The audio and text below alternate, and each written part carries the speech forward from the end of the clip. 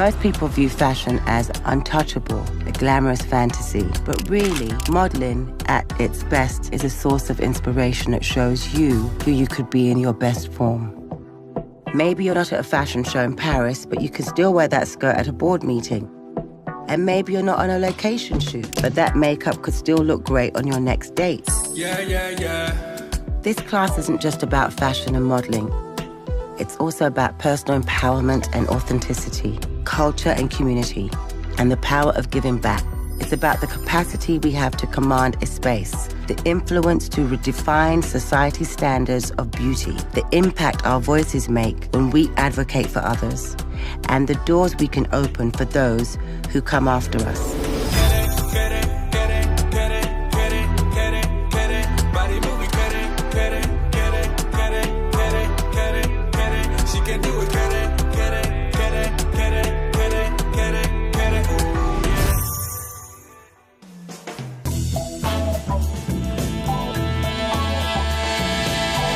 I was born in 1970, at the beginning of a decade filled with amazing music, fashion, culture, social change.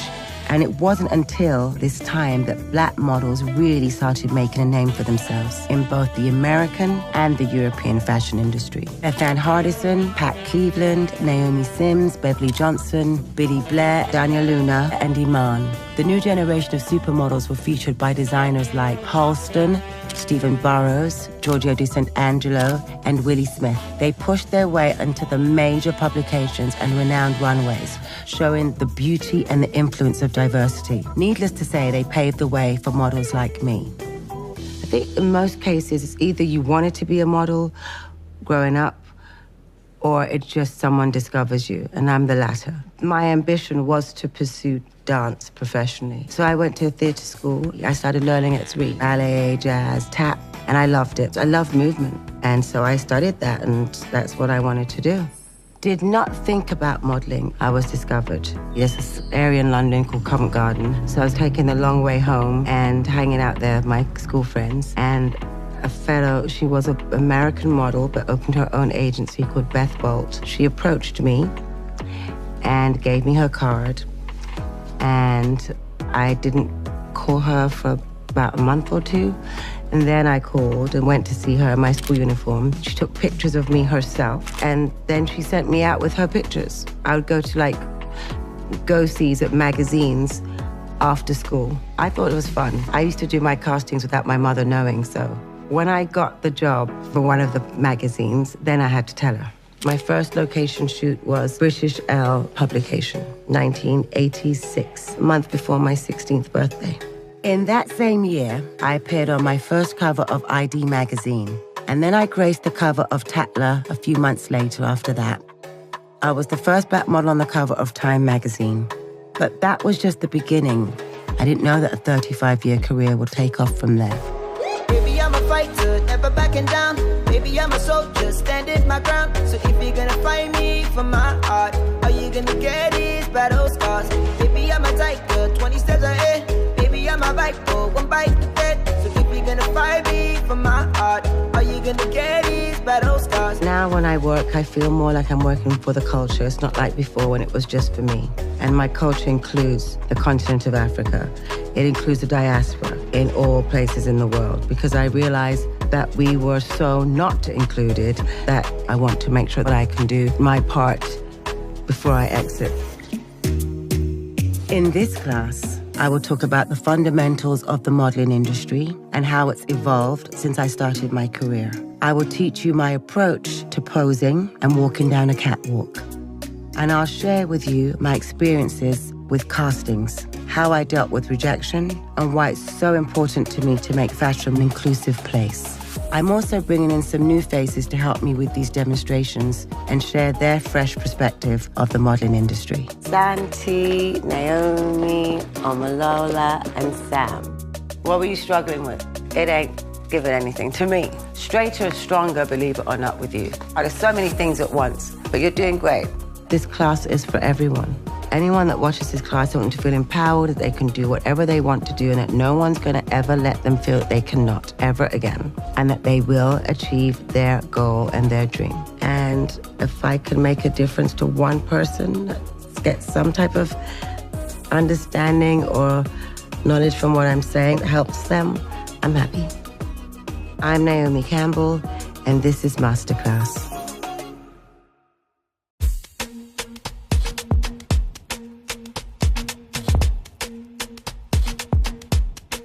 When I started out as a model, there wasn't a blueprint that laid out a specific order of steps to take or rules to follow in order to be a successful model in the industry. I was lucky enough to build strong relationships with photographers, designers, and other models who all helped guide and protect me on my journey.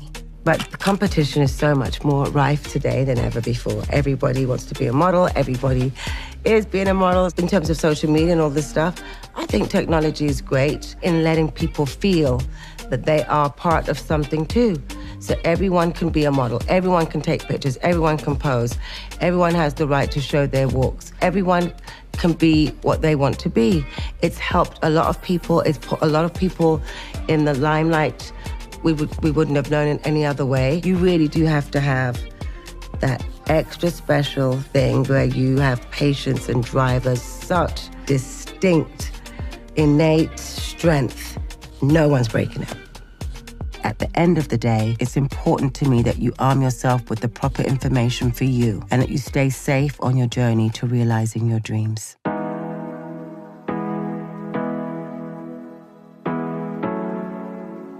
God, there's loads of misconceptions that people have about the modeling industry. Some people don't really look at our job as a proper job and think that we just get made up, but it's all just like play time. We work very hard. We travel in through different time zones. We get off planes, we get on to the next job. We've had body surgeries because, from compensating over the years of, standing in heels, and we're quite hard on our bodies. Models are like athletes. It's not uncommon for models to undergo surgeries or procedures on their ankles, feet, knees, or hips. Your body needs to be strong and conditioned so that you have the proper energy and stamina to work long hours, hold uncomfortable positions, prevent injuries, and feel your best when you're working for long stretches of time. It's very important. There's also the misconception of when you start modeling, you have to pay tons of money to a photographer, rent a studio. That's not true either. If the model agent likes what they see and they would like to pursue you as being a model that works with their agency because you work with, they will guide you, call a reputable photographer that they know, and they will set up the test. The test is mutual between the photographer, the agent, and the model. The agent, for instance, that took me to United States of America was Eileen Ford. And Eileen Ford was known for taking care of her models. You lived in her household. She had promised your parents that she would watch over you, and that's what she did. Today, I do believe there are model residences that the agents have and apartments that they oversee. Of course, we wanted to be rebellious, but when I look back on it, I'm so grateful that that's what I got to be a part of. I'm so grateful that it was her that I met and that I had that protection and that person looking out for me. Everyone deserves and I hope can have an Eileen Ford, but you are not supposed to pay this ridiculous amount of money. And that's the number one thing I think I always heard about, as lots of young women and young men were being ripped off and being charged and paying all this money. You want to make sure that the agent's legitimate, that you can study their website, look at their portfolio, look at the other models that they have on their books, because word of mouth and referrals from other models about their experiences and how they feel, how their relationship is going with their agents and the agency. In a situation where you have to pay money, there are some schools that are legitimate. So it's about, I think, always asking a legitimate model agent if they've ever heard of these things. And in that way, you'll know if it's real or not.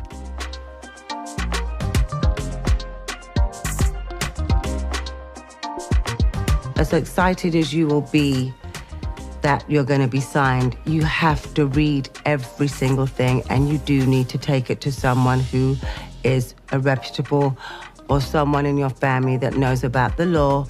You don't want to sign yourself away. You want to be able to have the freedom that if it doesn't work, that you can walk away amicably and say, I gave it a try and I'm moving on. You don't want to have to be stuck into something that you don't like doing because you might not like it. It's always important to read between the lines and understand what you're signing. For example, is it an exclusive contract that poses limitations on who you can work with, or a non-exclusive contract? Is there a lock-in period? And if you're comfortable with that length of time, does the agency have experience in getting you the jobs that you want? And how much commission are you required to pay? I've never seen anything above 20% agency commission. These are all things you need to understand up front. Also, you know, when you're not, say, like myself I'm British working in the United States, you have to do all of this immigration stuff. It's worth to pay and meet that proper person that takes care of that. There are immigration lawyers that all model agencies have to work with in pertaining to visas. There are so many other misconceptions floating around today, not just about the modeling industry, but about any business you may find yourself associating with or wanting to enter. The most important thing to remember is to make your own conclusions, do your due diligence, whether that's conducting research, hiring experts, reading your contracts, or partnering with the right industry figures.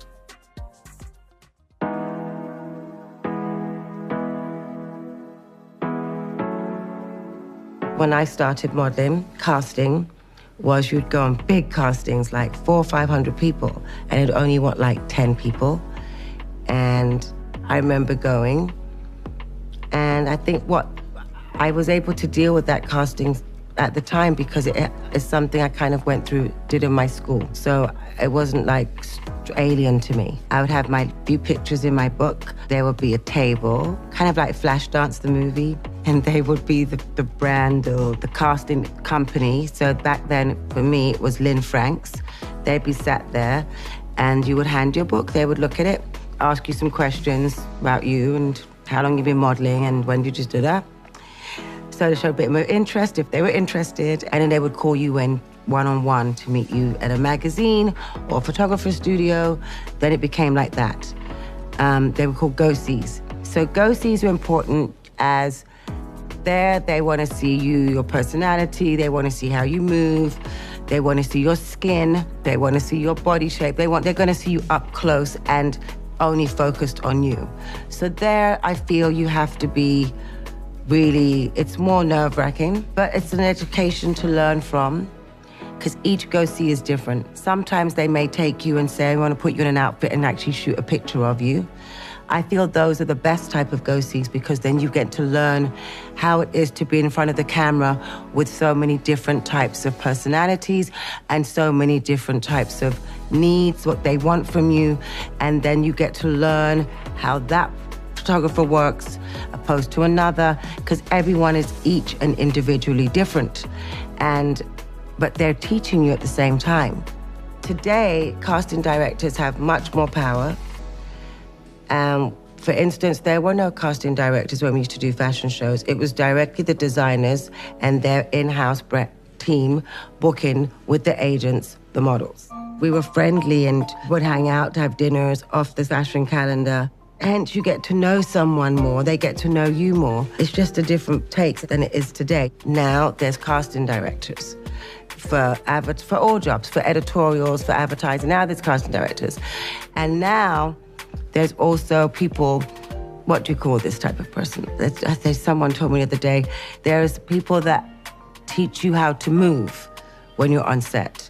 So more like a choreography type of director, movement director that works with the photographer that teaches you how to move. And they like you or they don't. They like you, you're the right fit, or they don't like you. Simple. And that's it. And if you don't get it, okay, that wasn't for me, and moving on to the next. You just have to be ready to turn it on and do what you do and make sure you're noticed. Yes, that's what you have to do. There's Don't try to be overly extra. Just try to stay within your center and do the best that you can. And don't beat yourself up if it doesn't work. In my opinion, the best way to stand out in a casting is to be well-rounded and polished. Show up looking like a model, have fresh hair, clean skin, and a tidy appearance with minimal makeup. Be confident, maintain good posture, don't slouch, speak clearly, and make eye contact when you're communicating. Understand the assignment. You won't always know exactly what talent directors are looking for, but do your research on the brand beforehand, if you can, so that you can have an idea of the style of model they usually book for their campaigns and runway shows. And you don't need to perform or engage in any flashy antics to grab attention. Just be yourself and be professional. But if you're shy, you should be prepared to push yourself out of your comfort zone so that you don't fade into the background. It is very important to take risks. You must take risks. You have to always push yourself harder each day. You have to always try new things and always stay open to changes, because there's lots of changes. You have to go with that.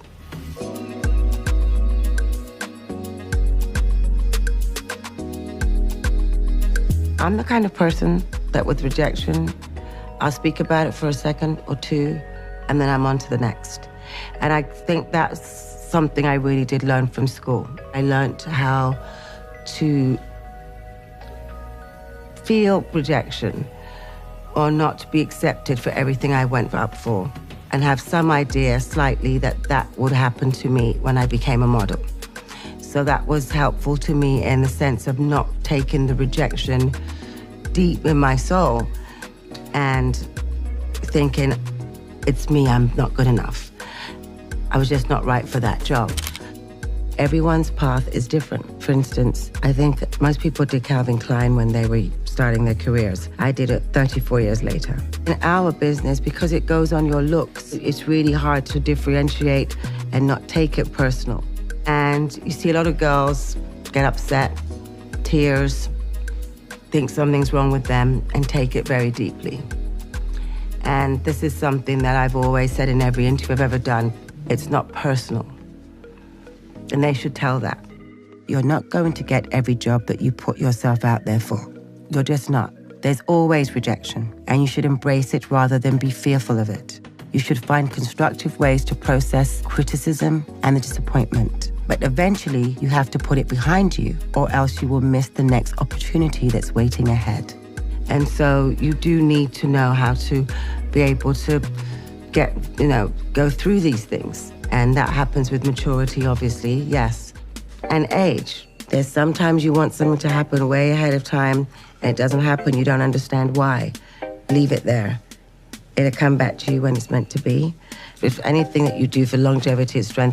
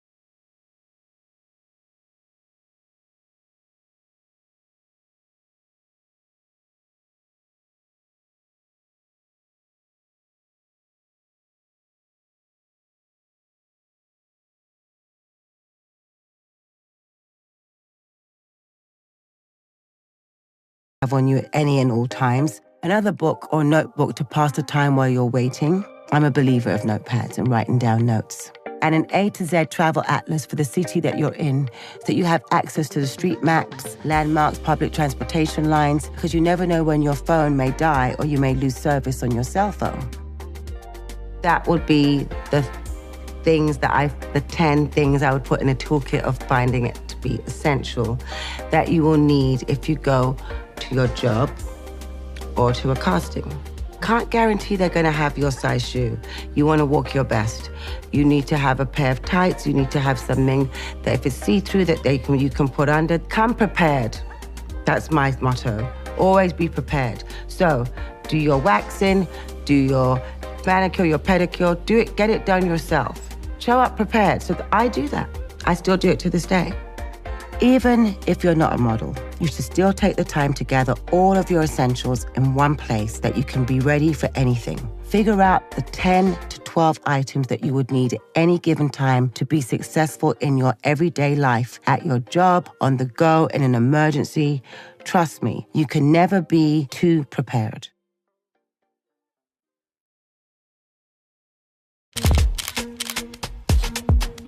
Everything go from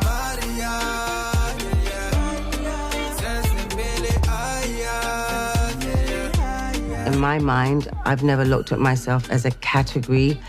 But when I started modeling, there was the catalog model, the model that only did the fashion shows. Then there was the beauty model, the hair model, the hand model, foot model. But now I feel that it came together and it's much more of one package now. It's your job to be changed, and as many looks and as many different, how would I say, facets of you that you can explore and let them create and be part of is better that way.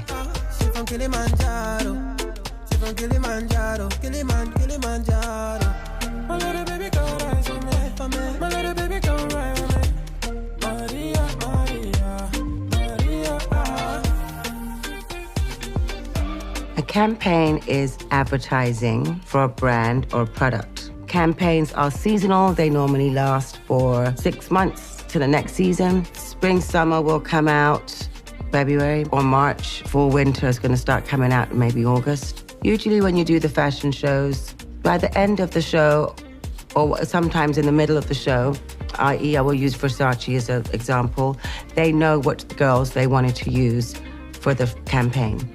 It was always like the big thing back in the 90s of when you did the fashion shows, who's getting the campaign. That was always the buzz and the talk.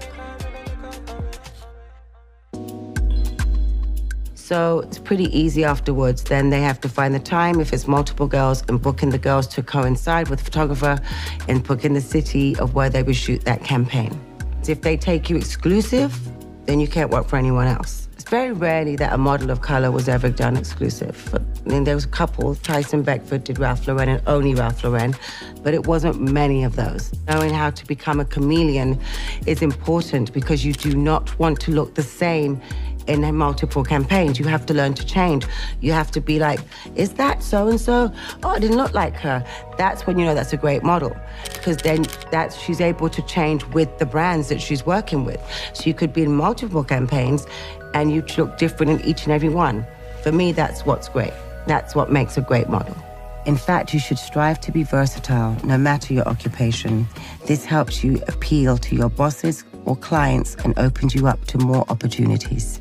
Then you have commercials. It's a whole different kettle of fish. It's moving picture, and you're working with a director. So it's very important to know how to listen, how to take direction. Some of the things they ask you to do is just minuscule changes, but important and different. It's a different type of camera. So that was something I learned also growing up as a child, that the lens of a photographer is not the same lens as a moving camera. But there is a common ground between them in terms of how you can angle yourself, but it's a slower movement, I feel, for me. But that's a campaign.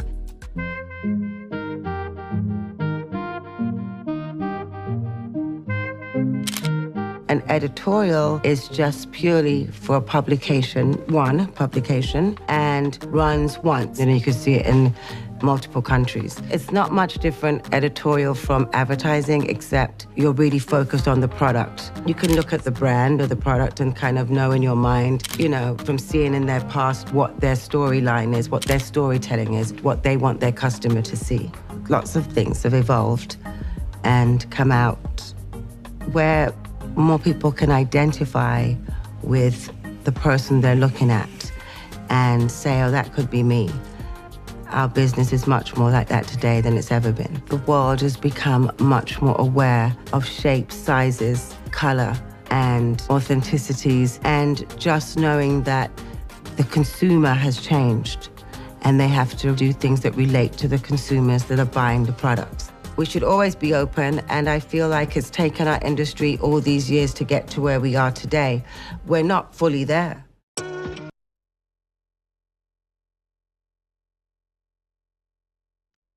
And I've worked with most designers like Yves Saint Laurent, Aston Alaya, Gianni Versace, Ralph Lauren, Marc Jacobs, Vivienne Westwood, Anna Sui. But there are certain campaigns that if you've got certain campaigns, it's prestigious.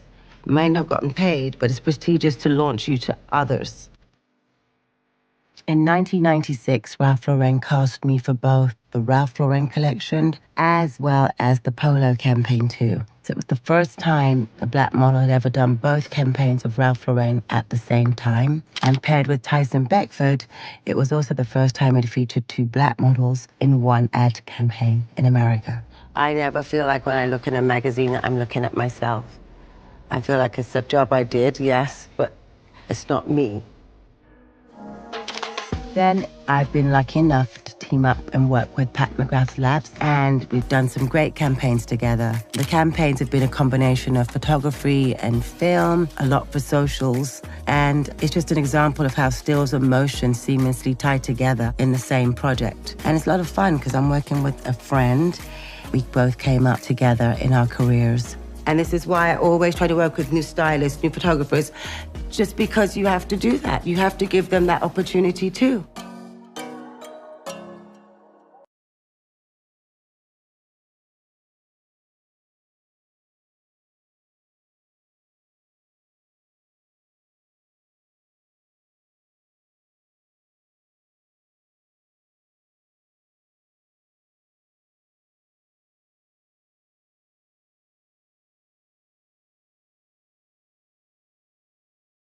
And introduce my daughter to the world, and probably would be one of my favorite issues ever. I find even till this day, 36 years later, I'm in front of the camera and I'm suddenly holding my breath. Why am I holding my breath? Because I'm waiting for that click of the camera.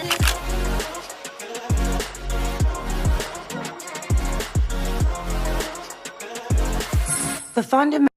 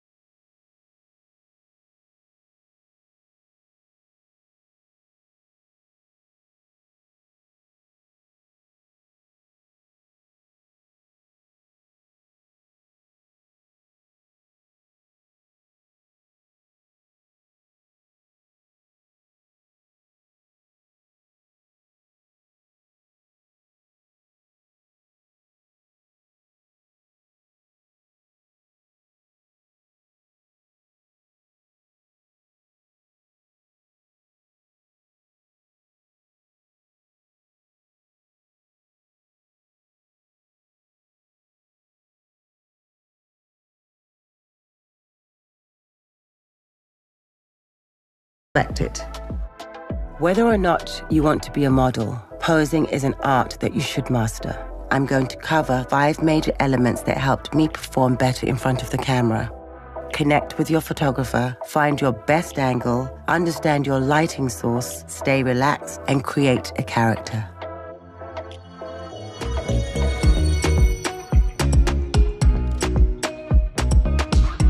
So Joseph is here, and we're going to do some posing in front of the camera, and I'm going to try and walk you through that. First, I'm going to shake so that I'm not stiff.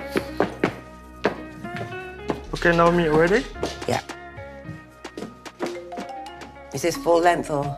No, I'll do some more close-up. So you need to chin up a bit. Perfect. The photographer and the model, for me, is the most important because, yes, you've got everyone that contributes and collaborates, the hair, makeup stylist, even catering, the assistants, everyone that makes the shoot happen. But when you look in the camera, it's you and the photographer that need to connect. He sees every single thing on your face, every grimace, every part of you. And it's your eyes that he sees through. You see through his eyes, through his camera lens. So the connection is super important. Because I've been doing this for quite a while, I actually, when I'm on set, the longer I've known you, actually, when I'm on set, period, I don't speak. So what I'm doing right now is because I'm teaching the class. But normally when I'm on set working, I don't speak because I do not want to break the barrier. I want to have a boundary. My interest is for him to capture me the best as he can and also for him to capture me in a new way. For instance, Stephen Meisel shot me since I'm 16 years old and has shot me until I'm 52. So I still want him to be able to capture me in a different way, so I don't speak. For me, I really just want to hear everything that he says. I don't want to miss a beat of what he says he wants, because everything is here. It's not very big jerks. It's very subtle. And so you have to know how to do it very quickly, but in a very subtle way. You are aware of every point in your body, from your head down to your toes, and they tell you what they want.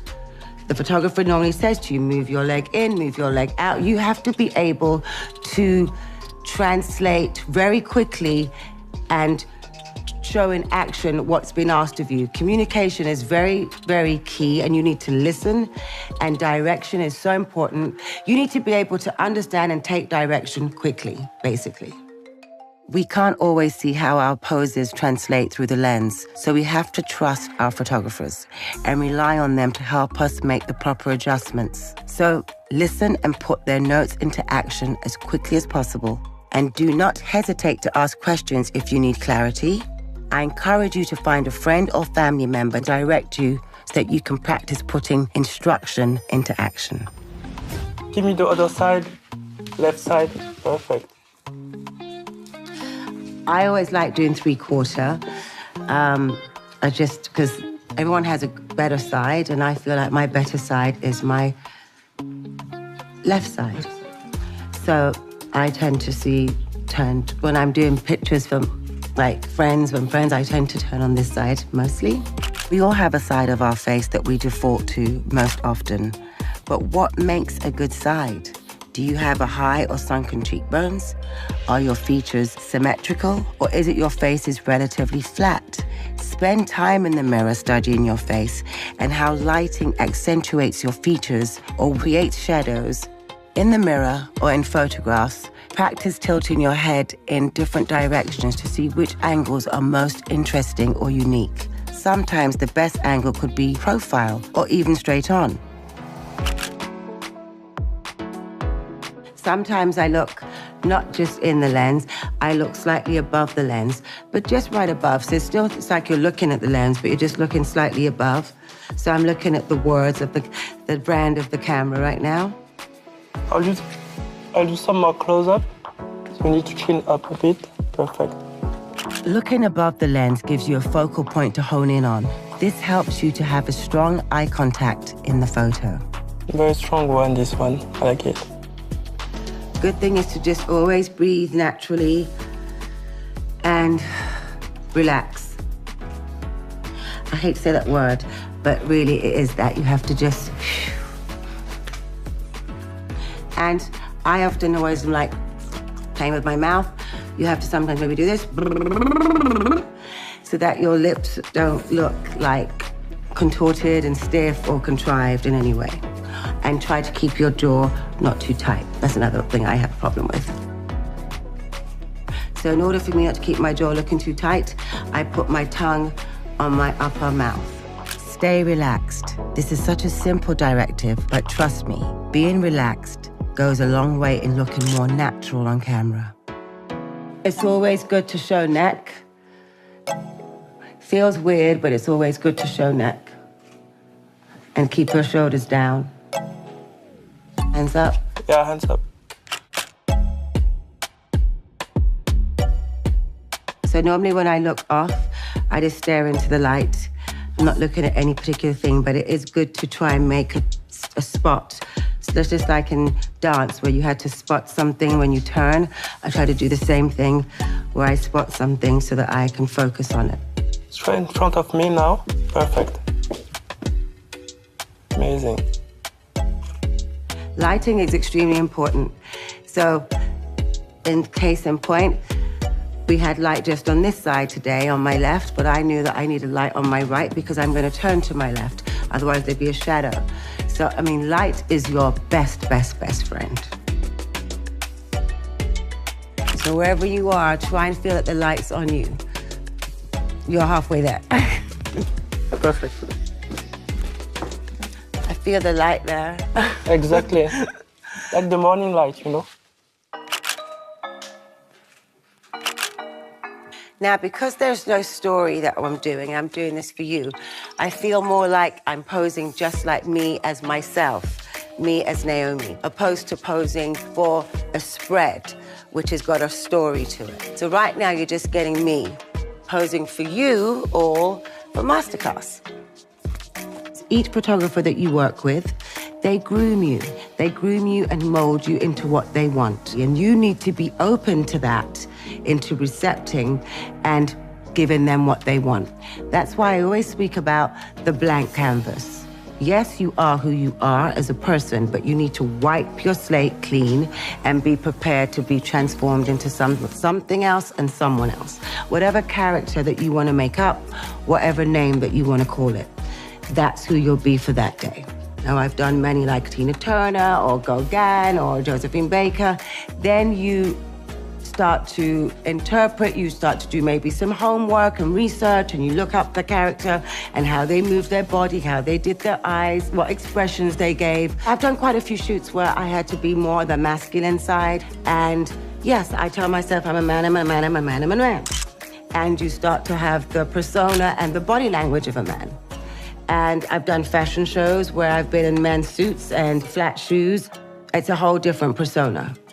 Sometimes it helps to take yourself out of the photo and create a character that embodies the story or mannerisms you're looking to portray in your images. This may require you to do some research, practice some visualizations, or set verbal reminders for yourself that you can remember the persona that you're supposed to be selling. Tapping into character in this way is also effective if you're nervous about a presentation, an interview, or even a date. I love the way you look at side. So. And sometimes when people ask you to do a profile, you think, oh my God, they don't want to get my face in the picture, they don't want me. But really, a profile picture is more, can be so beautiful and artistic, and it's just another facet of you. So don't ever be afraid when they say, could you turn and look to the side? It doesn't mean they don't want to see your face. It's just another angle of you that looks great. Is it too much to sit at a ledge? No, I'm going to ask you to do it, so it's perfect. When you put your head back, it's important. I know it feels weird, but it doesn't come across weird in the picture, is to open your eyes a little bit.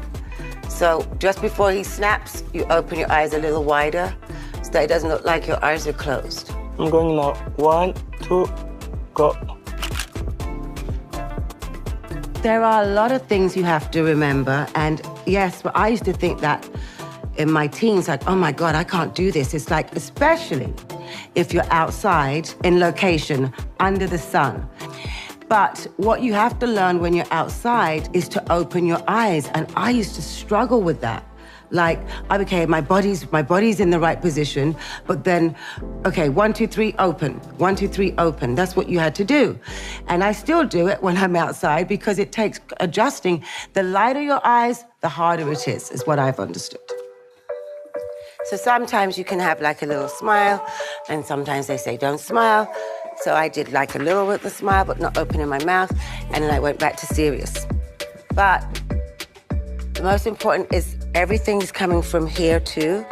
So the contact of your eyes, you have to have different type of expressions within your eyes that just changes the vibe of the picture.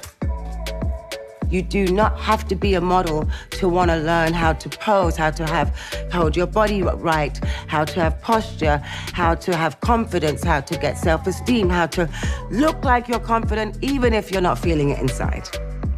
Because you're walking into a room, you want to be memorable, so you always, in some way, every day, even when you're off camera, you'll do something that you know that you learned from this business. You just have to let go and not be tense, and it will come. Later in the class, you'll get to see me work with each model one-on-one in a photo session with Joseph. I want to see how they move and how they incorporate the elements I just covered. Shake, shake, shake, shake, shake, shake, shake, shake, shake, shake, shake, shake. I can't do that. Shake and just take in, yeah. Let it go. Yeah. That's really it. Yeah, yeah. Come a little bit closer. Yeah. To fly. I'm to fly. Bye-bye. So now, shall we see our models? Yeah. Okay.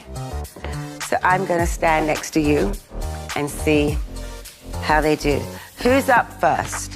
In each session with the models, I'm going to be focusing on the fundamentals we covered earlier in the class.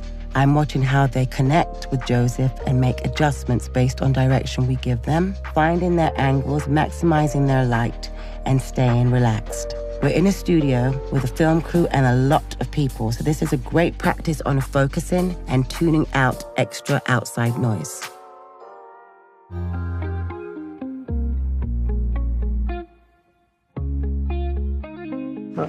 Hi, Sandy. Hi, how are you? Good. So, Santi, what do you have underneath your jacket? Nothing. Okay, just your tie. Yeah. Most importantly, do you feel comfortable in it? I do feel comfortable in it, yeah. Okay. Okay, ready? Yes. Okay, let's go. Now, relax the arms. Yeah, it's just easy. Exactly.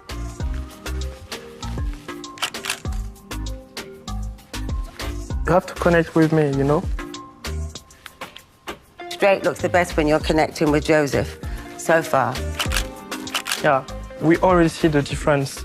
You know, when you look straight like that, you have to fix a point in the space, like in the lens. Okay. A point you always... So that's like finding a point, like I was talking about. It can be anything that you look at, just always find a point. Okay. Urban Pen used to say to us, see something. So see something. Okay. Yeah, I was looking for the name brand on the camera and I was like, Right, damn. so that's here. That's right here. Okay. There you go. Because we can see when you focus on something and when you don't, believe it or not. This one is great. Don't move. That's great, because I can feel a connection. Yeah. Do you feel a connection, Joseph? I feel it. I see it. Yeah. Can you move a bit that side? Yeah. So find your light there. Yeah. Profile. Just throw a leg out and be easy. And don't forget the point, you know? Okay. Close your mouth. Very, very good. Right, look at me now. So he said, look at me. So I don't know if I read that as look at me with your whole body or look at me with just your face and keeping your body in the same direction. That's a great one. You feel it, Naomi? Now she's connected. How did that feel? Yeah, it felt really good. Some really good pointers. Yeah? Yeah, some things that make a lot of sense. Yeah. All right, Thank then. you. Thank you.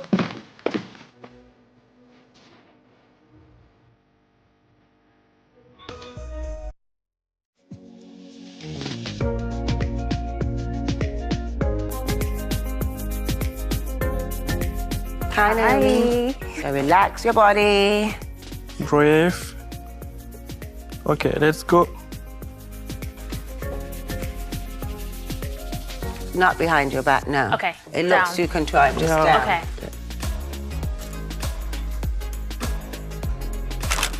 Amazing. Chin down a bit. Perfect. Naomi's got good eye contact. Thank you. Yes. So when I'm talking, you don't have to react. Okay. I know it's hard. A lot of things at once. But Sure. great eye contact. I'll keep focused. Okay. Yeah. That's gorgeous. Yeah.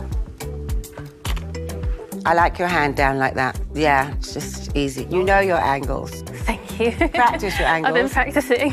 Naomi feels Yeah. comfortable in her skin, and you see that. Yeah. And so she's practiced, and you can see that she's, you know, worked on herself, and that's important. Agree, yeah. We use that side with light and Find your light again. Exactly. Yeah. I know it's hard. There's so many things at once, but you're doing great. amazing. Here we go. Yes. I would lean on the hip the other That side. side, yeah.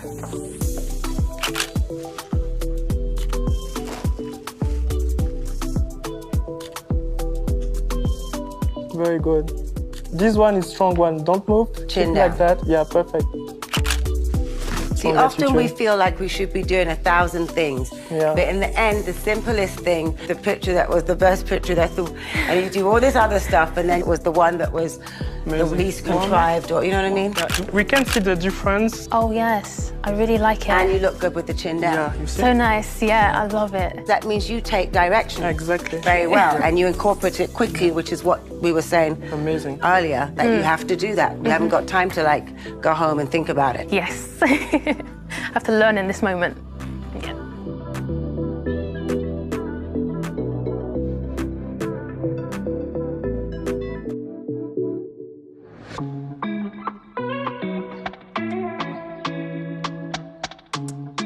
Hi, Sam. Hello, Naomi. Hi, Hello. Joseph. Hi. So now, Sam, you've been modeling for 2 years. That's right. So then there's not really anything you need to know from me. I think, for me, I think I get stuck in a rut with the same poses and maybe overcomplicating it a little bit because obviously I have a dance background, but I think sometimes that overcomplicates the situation. So normally I do what the photographer and the client wants me to do, right? What they've discussed. Then when the photographer says, okay, after you've done everything they want you to do, they say, okay, do what you would want to do. Yeah. That's when you can go into your whatever you want to Okay. do. Do you know what I mean? Yeah, sure. So that everybody's covered. Sure. Yeah. Yeah. So take your space.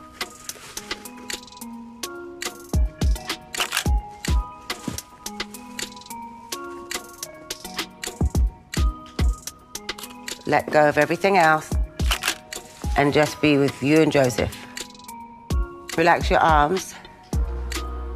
Maybe put one in the pocket. Throw a leg out. Don't touch your head straight. Perfect. I see what you mean by overcomplicated, but just be as simple as possible, and then Joseph will tell you if he wants you to lean your head left or right. Okay. Look more deep. Chin. Yeah, exactly. Come and catch it in the camera. Exactly. Perfect. I love that. Chin down more. Perfect. So much more stronger when you just stand simply You are the commander now. straight. Straighter, stronger, believe it or not, with you. Okay, so over to the window. Find your light. But don't forget, you still got to get, Joseph has to capture you. It's positioning your body, but still being able to turn your face. Okay. Well, not even your face, your eyes. Very important to understand what the photographer is saying. And if you don't understand, just ask him, excuse me, I didn't understand, could you repeat? That's the only way that you learn is by asking questions, right? Exactly. Okay. Yeah. Very, very good. Profile? No, just straight, look straight ahead of you, yeah. You know, sometimes, usually model thinks you have to take a lot of pictures and to feel confident, you know? Now you already come here. Yeah. 2 clicks, I already got the picture. Yeah. Yeah. It's really the focus that you give. Yeah, I agree that you got the shot. Yeah. For me, I think it's body language you need to work on in not overdoing. Exactly what you said. You know exactly what it is. It's good to hear the simplicity of it is actually much because better. You think the more complicated it is, the better it's going to look. I know. But it's not necessarily the truth. Yes. It's the simpler, the better. Yeah.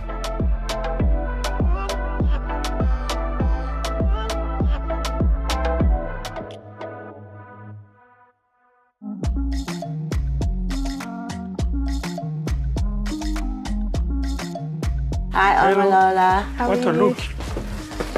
Thank you. As you've modelled before, I'm just going to guide you as we just say my little things as we go. Okay. So, how would you like Omalola to be? I think with you, I'll start directly with the window. Okay. You know, Thank you. and the light. Relax. Do whatever it is you need to do to be just in you. And don't forget, Joseph's here. Yeah, exactly. This one is great. I like it. Just turn to the front from there.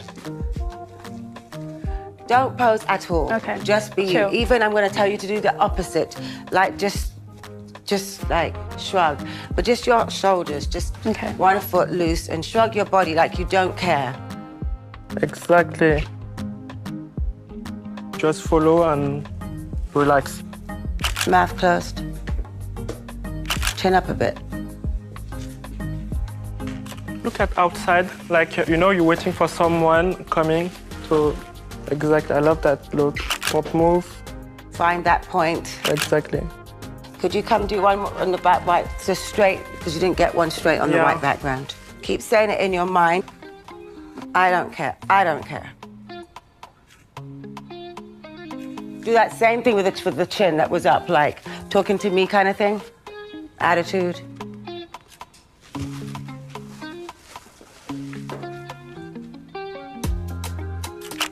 It was very nice. What were you struggling with? I think just letting go of what is around me and just like staying focused. Hold it all here. Yeah, like and you have here to work as well. on relaxing here and letting it go. Because your face, towards the end, you did get it, and I saw when you got the connection happened. Connected before when you stood straight there. Yeah. But when you just was like, when I really believed you didn't care, was here. Okay. Thank you so much.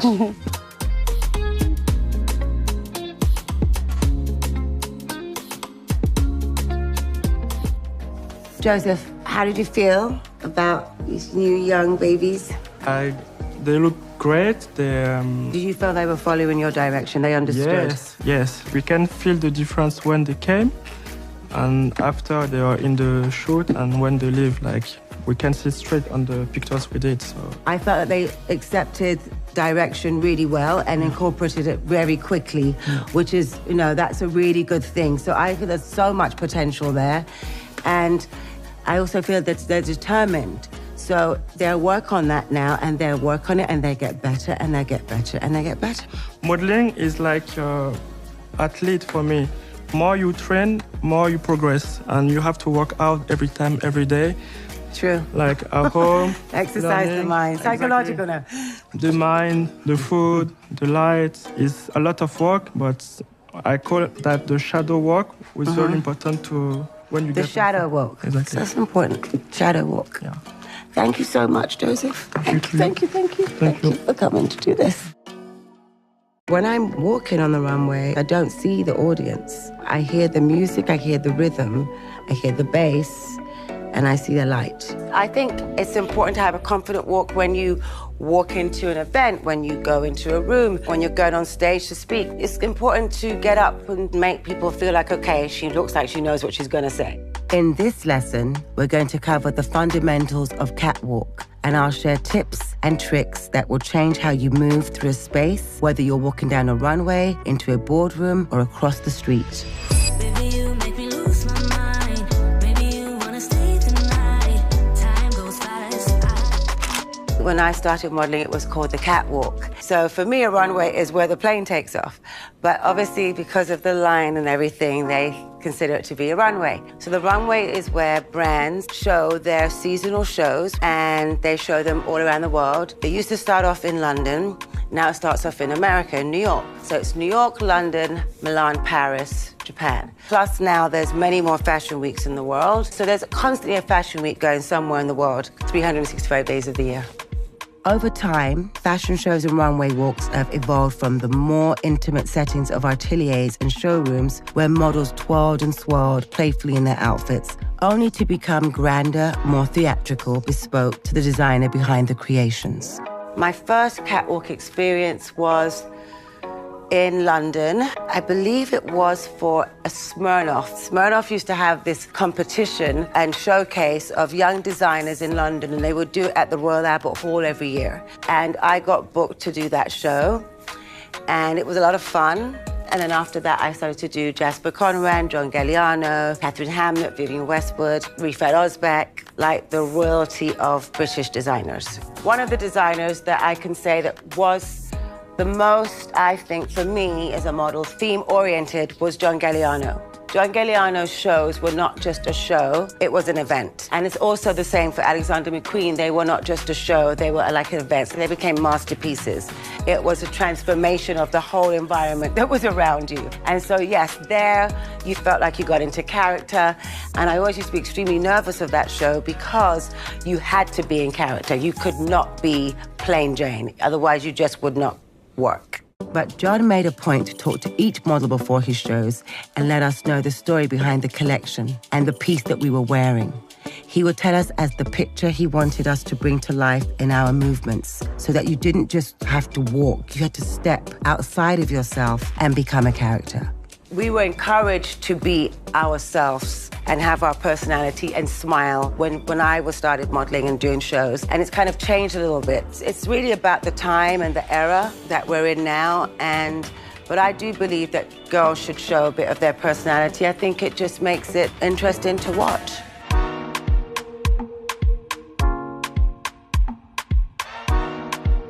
I feel like a good walk is, there's a pony walk, which I don't like, because I can kind of very close together. I feel like you should walk kind of like a horse, like long strides in your time, not too fast.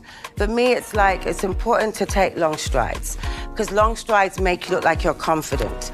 I think when you just walk too quickly, it doesn't, what's the difference of walking down the street? So definitely long strides. And it's more still, and it's like you're building up to something. That should be like you're building up, you're building up, you're building up. You're walking towards something. I remember showing my mother my walk. You know, my mother was actually also good at walking, even though she was a dancer. We practiced in the front hallway, which had lots of green carpet. And we'd walk back and forth to Lionel Richie playing in the background. I encourage you to practice walking to a song that makes you feel energized whenever you hear it. Record yourself. Make adjustments, and remember that at the end of the day, you want to enter a room with a stride and a presence that reflects who you are. I didn't really plan to develop a signature walk, and I was just trying to just walk and show the clothes, because I truly am a believer that it's not about showing off yourself, it's about showing the clothes. And everything you wear pertaining to each designer is a different vibe. So you have to vibe with that outfit. And you have to make sure that you're wearing the outfit's not wearing you, and feel comfortable in it, even though you might have only gotten acquainted with it for just that day. So if you're in flat shoes, adjusting your walk to what you're wearing is important, because I don't walk the same in flat shoes to what I walk in high heels. I find that I walk much more with a masculinity, and I want to be that way. And it's much more relaxed and, you know, just like I don't care type of walk, compared to when I walk in high heels. You have to mean every step that you take. You have to mean it. You can't do it in a timid way. You cannot do it in a I'm not sure way. You have to take the step and mean it. Even if it's wrong, but there's no wrong or right. Anyway, you have to do it with conviction. For improving your walk, remember to start with confidence. If you can't outwardly project it, then no one's going to buy what you're selling. Vibe with your outfit and let it inspire your energy and confidence. Develop and maintain a strong posture with long neck, your back straight, shoulders back, your head held high, and a natural swing to your arms. Similar to when you're taking photographs, you want to find a focal point to hone in on so that your body will follow. Take long strides and control your pace so that it's not too fast. There's no need to rush your strut. Take your time because it helps you look more confident and show your personality. Your individual swag is what will set you apart from everyone else. Let's take a look at one of my many runways to see these elements in action.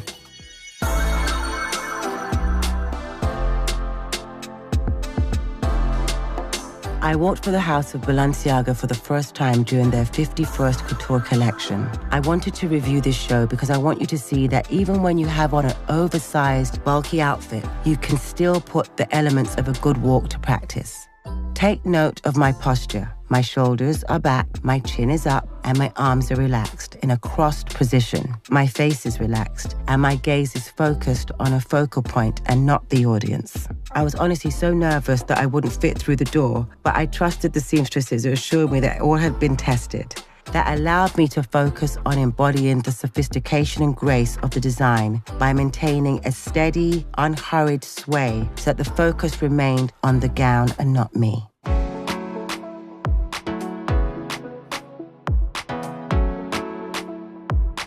My first fashion show, I went on the stage and the skirt fell off, so I was like, oh my God, they thought I was going to run off and run back, start crying. So the models are walking down going, just walk on and drag it as a coat.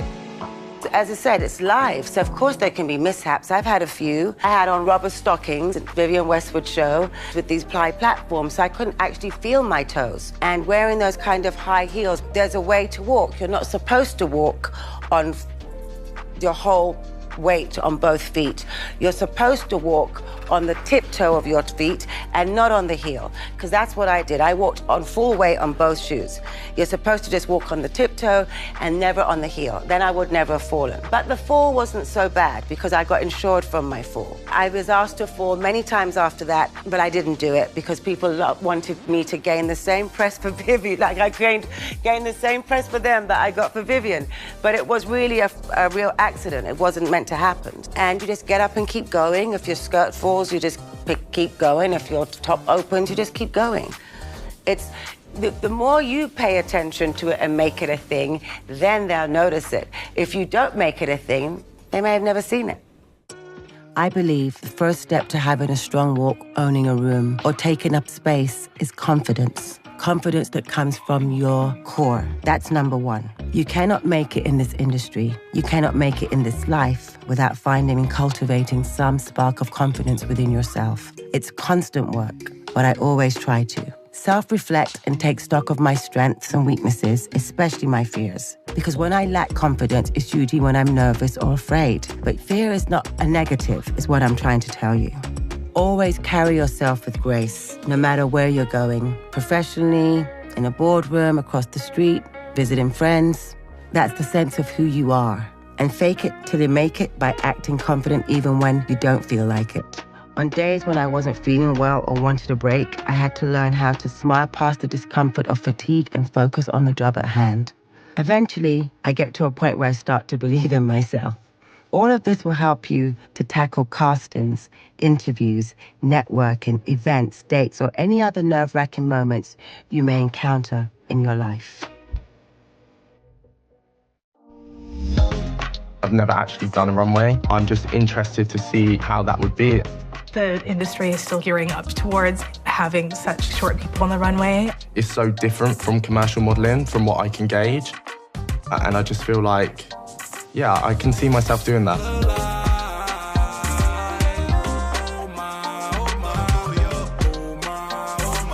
Would you like to come in? See you all changed.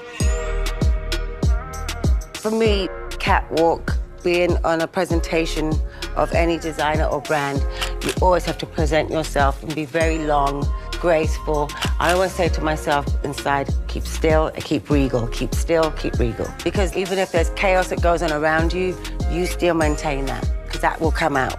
So that's why I'm not into the fast walk. That's not, I mean, I've done it, but if there's a particular style and that's what they want, and it's like a production like that, then you have to fall in line, you have to do the same thing. But it still doesn't stop you from having your walk. You just have to have your walk and incorporate what they're telling you into it. So who's going first? As a reminder, the elements of a good runway walk are to Vibe with your outfit and let it inspire your energy and confidence. Find a focal point to hone in on. Maintain a strong posture, take long strides, and control your pace and show your personality.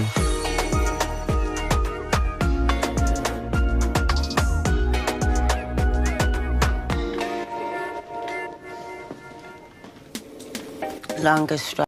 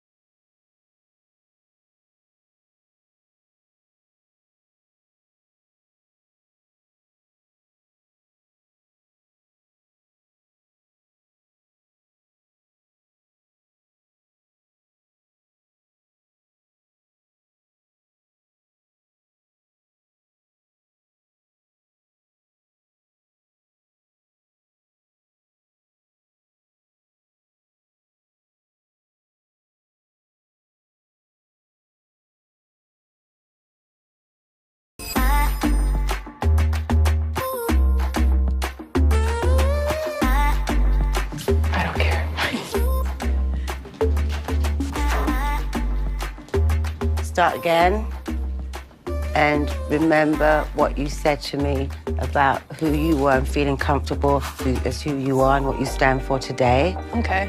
And have some kind of attitude. You want to catch someone's eye so they book you for the campaign, because that's how it goes. You know, you sell that outfit many times, you get to be on that list for the campaign normally. Yeah, okay. Much better. So longer strides. And don't forget to see that thing, whatever you're looking at, whatever you're making your thing at, whatever you're seeing.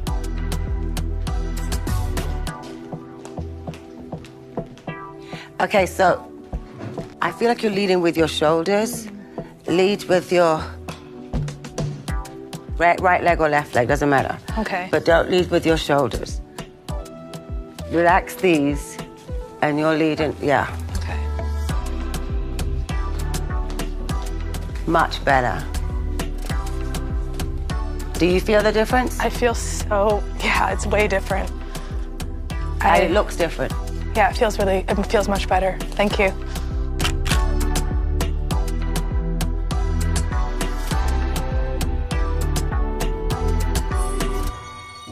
One time out of 10, 2 times won't you be mine?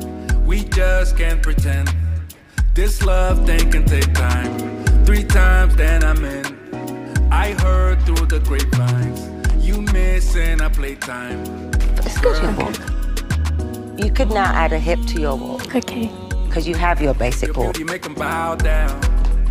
So you have to add the hip, you have to slow it down 1 beat. The love will never die down. See the difference? Do you feel the difference? I feel it. That walk is great. Okay, thank you so much. Don't have to rush it, because I think when you rush it, it looks like you're not sure. So you should just go to your pace. So sometimes some of the girls just follow the other girl because she walked that way, but you don't have to walk that way. You can walk like you. Sky high, feel the wind. 10 times won't you be mine? This love thing can take time. Yeah. You are not a friend of me, no. Baby, you Sam. more to me. You are not a friend of me, no. Baby, you mean more to me, more to me. Okay, even though you have a heel to your boot, I want you to walk as if you have on flat shoes. Don't lead with your arms. Okay. Lead with your legs. Much better, Sam. Much better. Like this walk. Yes. The dancer turn at the end. You can tell, you can tell. Definitely. When you get to the bottom, just slow it down because you've got to get the photographers at the end and they need to capture that outfit. So for lookbooks, for press, for film, you have to give them that moment to get that outfit, then you turn. So when you get to the bottom, like you stand there, you look at the camera, then you can turn, and then you can turn again, and then you walk back. Never walk off the runway with the people in the back of your head. Always turn again to the front and walk off, seeing in front of you. No one sits in the back of a head. And keep it together till you get off. Yeah.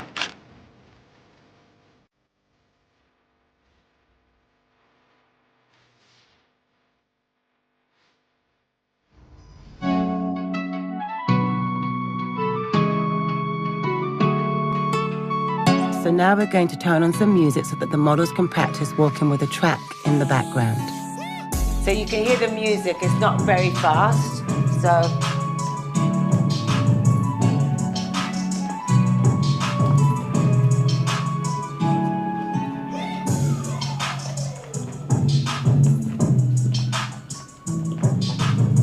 Yay! Sam?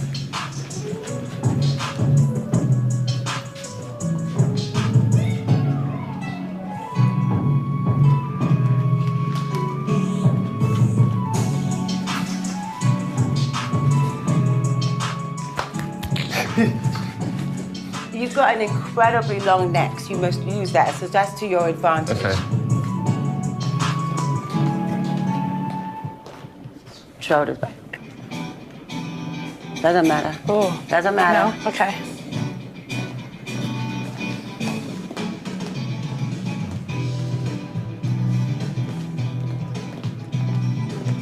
You do it again, because you got the music through you, but don't. Yeah.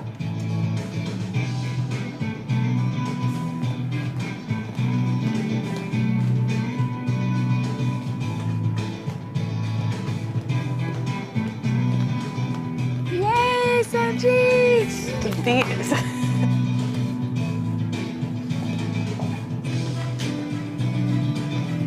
Do not walk like a doll.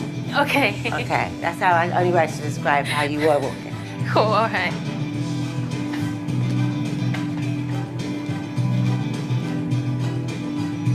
That walk is great.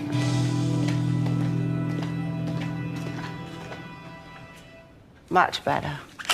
I loved your walks. I saw that all of four of you changed from when you first took your first steps in front of me till took your last steps in front of me. So again, you can all take direction really easily and incorporate it very quickly, which is what it's about. So I wish you good luck with your runway shows and the season coming up ahead. Thank you. Thank you so much. Thank you so much. Thank you very much. Thank you.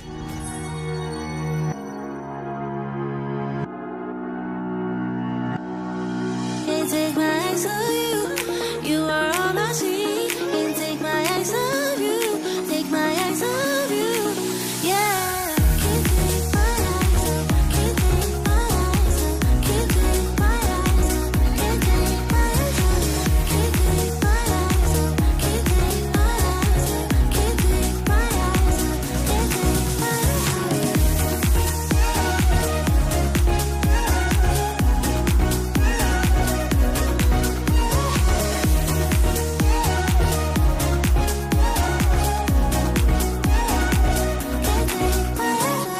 Life is an adventure. That's how you have to look at it.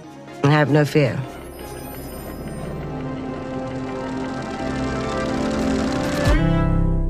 In this lesson, you're going to meet some new faces in the modeling industry. Watch them ask me some questions and learn more from me about how I'm working to make fashion a more inclusive space. Baby, you make me lose my mind. Maybe you wanna stay tonight. Time goes fast. I don't care. When mentoring in the past, I feel it's important to actually have the actual students or the inspiring models or just the person that wants to just know these tips for their life and their world. It's important to have them in front of you. Okay, so I'm going to now invite my students. Come along. Santi, Naomi, Omolola, and Sam. Hello. Hi. Hello. I received hundreds of submission videos for the students that wanted to be part of this masterclass, and I felt it impossible to narrow it down to just 4 students. I love roller skating. I don't want to, toot my own horn, but I would say I'm a bit of a professional. I do feel very comfortable in front of the camera and I really enjoy it. Just because I'm new into this industry as well, I would really like someone to look at me and say, hey, you're doing this wrong, fix it this way. I think I could learn a lot in terms of what sort of confidence to put forward in front of the camera. But I love that the new faces in this class showcase a range of ages, identities, and professional experience. I hope you will relate to their stories and realize that it's never too late to follow your dreams.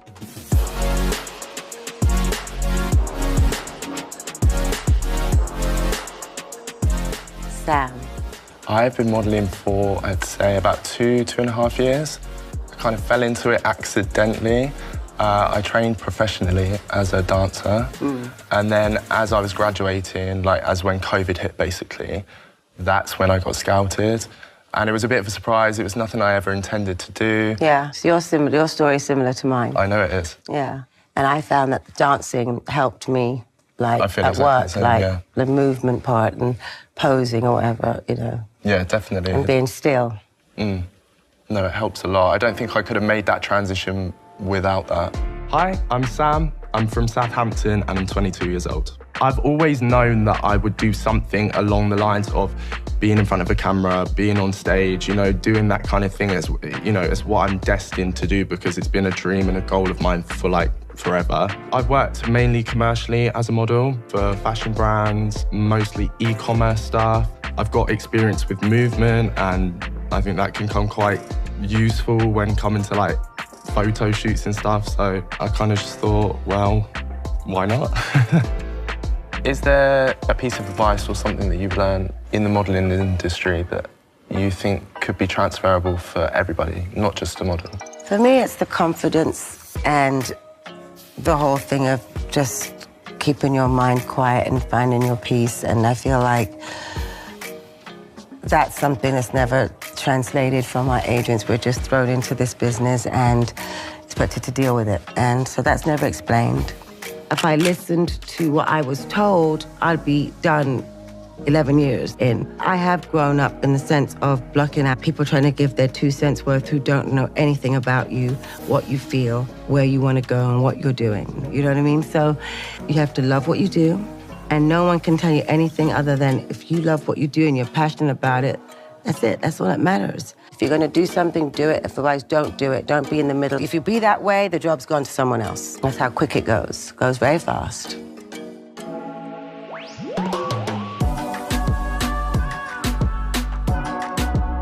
Omalola. Hello. I started in 2018. It was on and off at first because I was also studying law, so I had to kind of put modelling and my dream kind of to the side so I could finish my education. Absolutely. And then I got scouted in Italy, so I've just been there for the past few months. And that's where I saw you. Yes, you remember me. Wow. Yeah. My name's Omo, or Omalola is my full name. I'm 22 and I'm from London. My mum, she used to take me and my sisters to modelling agencies. That's where it first sparks my interest in having a modelling career. It didn't always appeal to me, but I didn't always think I was, beautiful. I felt like I was kind of the black sheep in my family, so modelling for me wasn't the one thing I wanted to do straight away. I hope to break through this thing of girls or any person, in fact, you can be yourself. You don't need to be loud. You don't always need to be funny.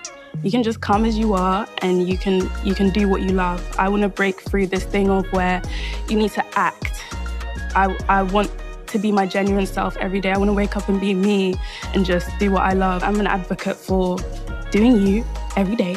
When you wake up, when you go to bed, always.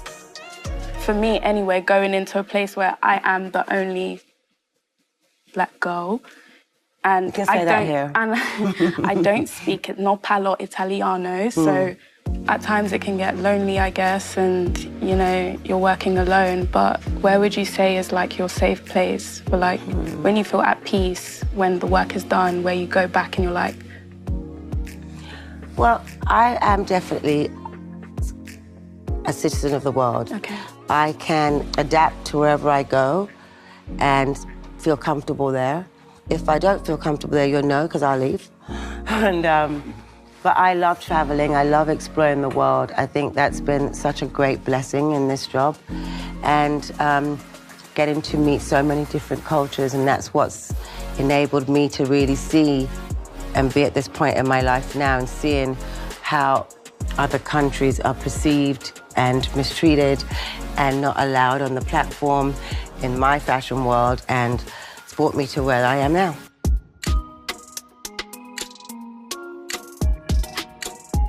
So Santi, did you always want to model when you were younger? Or? I always wanted to be a model, or I always wanted to at least be in the spotlight or on stage. Yeah. And I think in the past 5 years, I've really learned more about myself. And I think from there, that's when I really knew that I wanted to do modeling, when I was comfortable in myself. That's an important factor, is to being comfortable in your own skin. Yeah, to feel one. My name is Santi. I'm 35 years old. And I'm originally from Canada, but I'm based in London. I always really emulated models on TV and on campaigns, and I always thought I want to be that. There was a time in my life where I sort of immersed myself in different art forms because I felt like that's what the people wanted. For example, cheerleading or dancing, a more sort of like feminine ways of presenting myself. And later on, as I sort of discovered my identity and the way that I presented to the world, I decided that I wanted to be a model in my own form, in the way that felt most comfortable to me. I really believe that fashion is a tool that can be used to empower different marginalized communities and the way that we present ourselves to the world and what we want to say to people and how we want people to perceive us.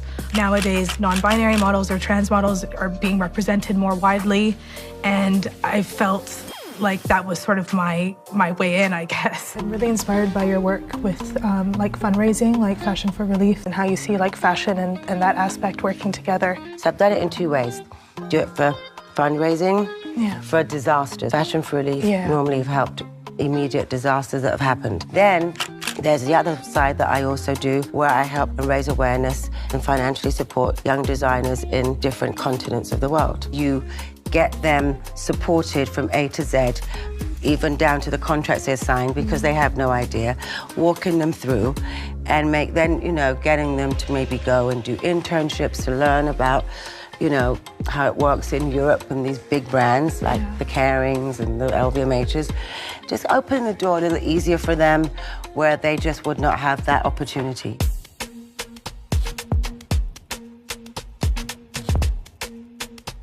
And Naomi? So I've actually just started modeling, but I actually felt a desire to model when I saw how important diversity is. And when I saw it in my life, like in some places I wasn't represented, and I felt like fashion can do so much other than just look pretty. So yeah, that is why I decided to do this.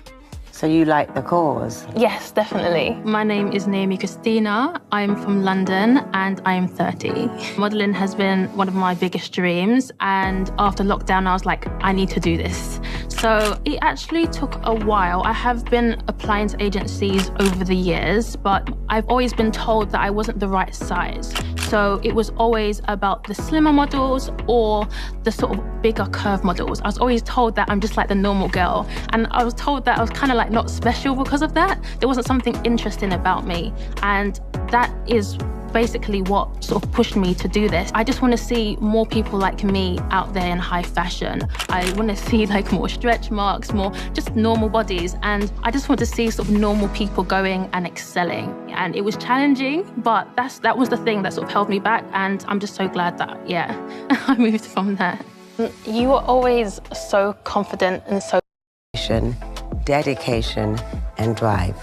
And never let anyone change the way you feel about yourself.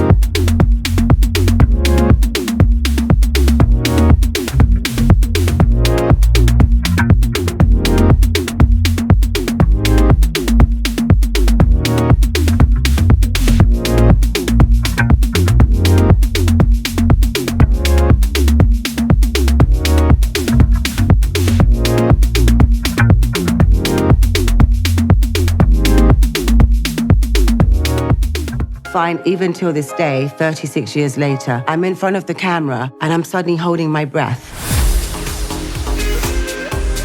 In the early part of my career, I had no idea how to pose. I took my dance background and I kind of incorporated it into posing. That's how I really try to fake it as you make it, so to speak. I never feel like when I look in a magazine, I'm looking at myself. I feel like it's a job I did, yes, but it's not me. Join me as I share life lessons, some of my never-before-told modeling stories, and tips on how to bring confidence into any room. I'm Naomi Campbell, and this is Masterclass.